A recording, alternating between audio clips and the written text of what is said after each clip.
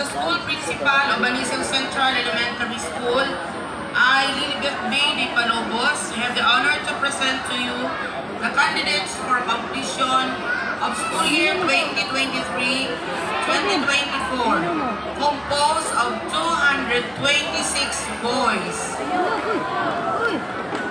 and 198 girls, with a total of 424.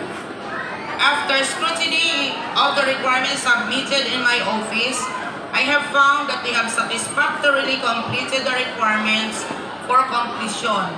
I therefore certify that these candidates for completion have fully satisfied the requirements prescribed by the Department of Education under kindergarten curriculum.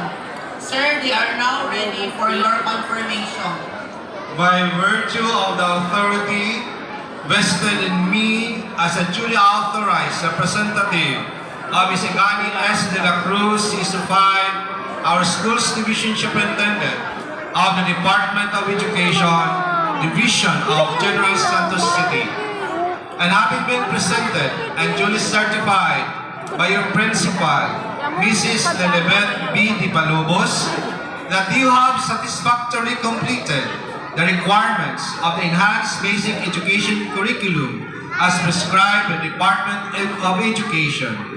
I now confirm you kindergarten completers of Banisil Central Elementary School for school year 2023-2024. And now you are eligible to receive your certificate of completion. Congratulations!